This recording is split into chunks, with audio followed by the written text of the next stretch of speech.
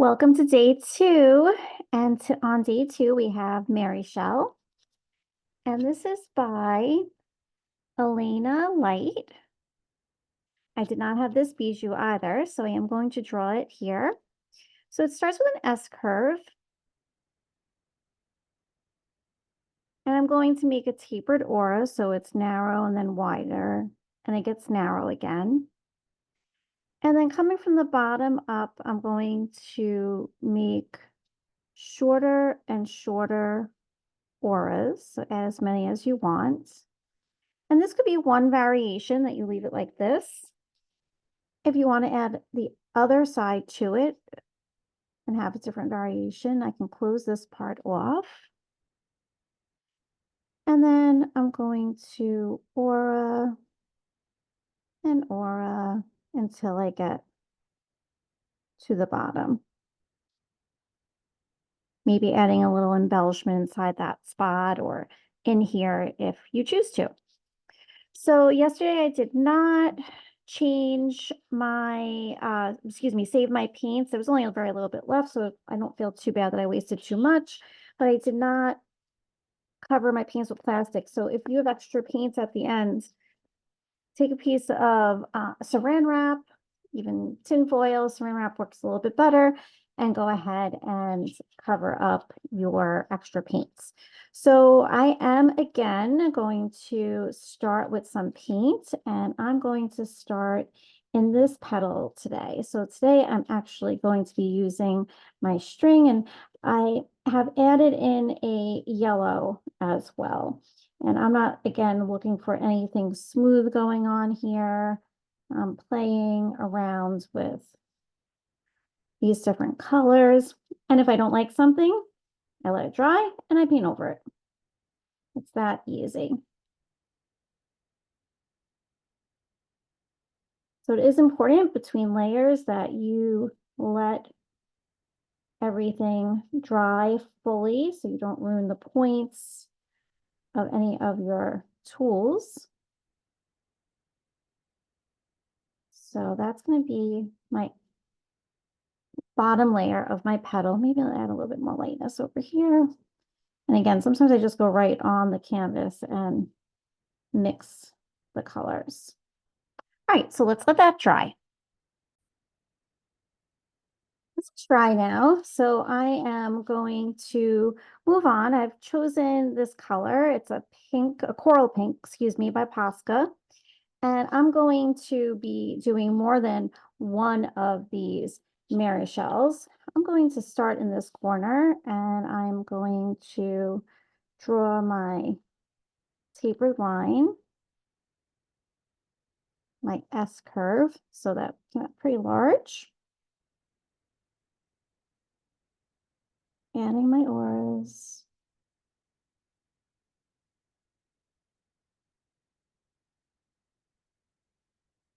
And I'm going to do the other side as well. And just stopping if I run out of room. So that's going to be my first one. And I would typically probably turn this book, but let's see how I do, leaving it like this.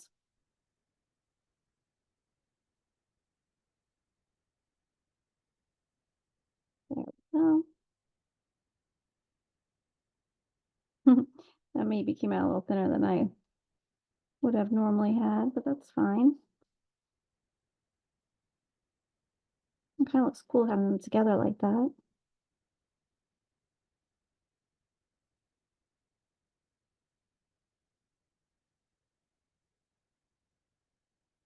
It's a neat kind of different type of flower all on its own. Again, it's first layer, so it's kind of hard to see right now, but I will go in and add more elements to this. So I'm going to go back to my Neo colors and start to add, I'm going to start with orange, add some lines in here, maybe just like little bits of scribble. And again, if you want to have it more fluid, then you can add a little bit of water to the points. So I can have a little bit more of a fluid line if I would like, or you can do a combination of both. I'm going to move my little bijou over to the side. You can also, with these, take a paintbrush if it's dry, and then wet it with the paintbrush and bring the color out as well. So this really is more about me kind of sharing some techniques also.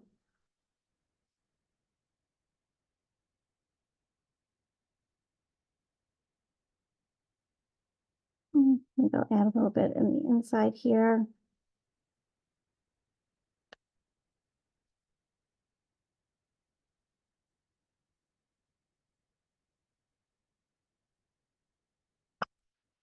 Going in, having fun, playing with these different tools, playing with whatever tools you have.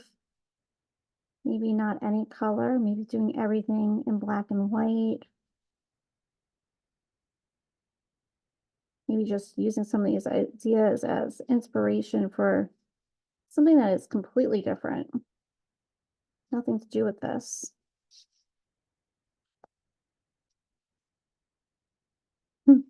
And might just look like a big old mess at the moment.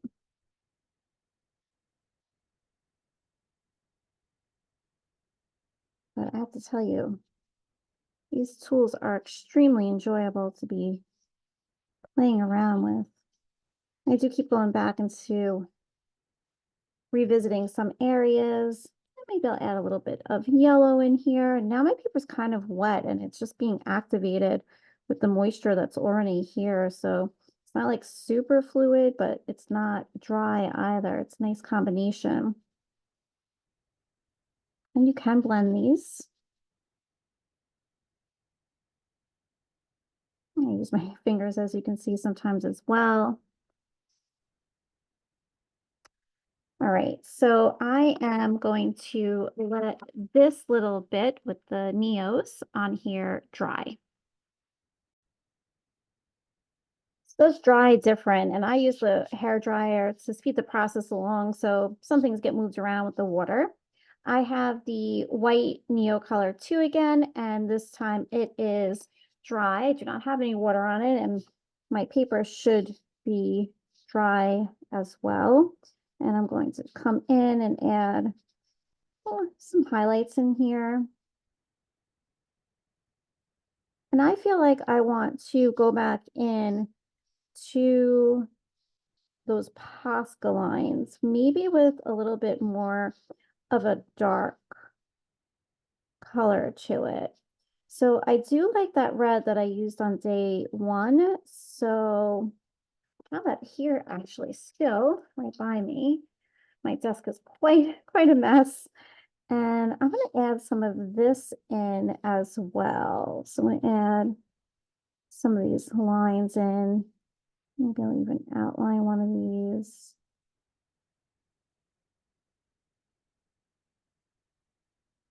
I'm creating these new shapes now. It doesn't even look like MaryShel anymore.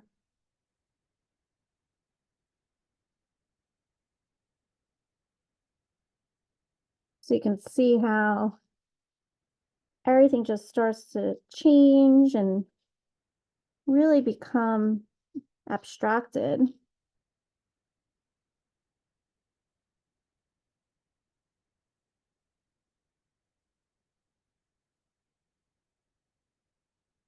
And these cool patterns in here.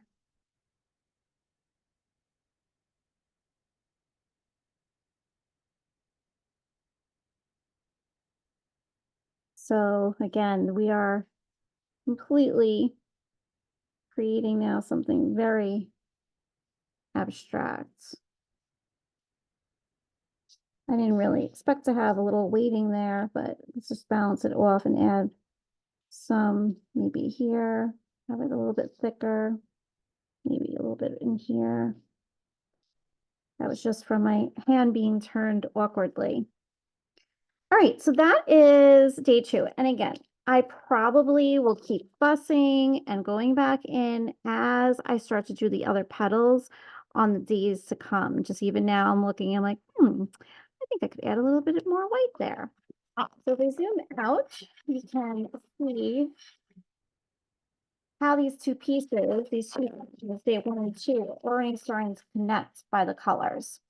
So we'll see what happens on day 3. I have not recently looked ahead. I looked at the document when it first came out, and I have not looked at it again. So it's like I'm starting new, and I'm pretty excited about that.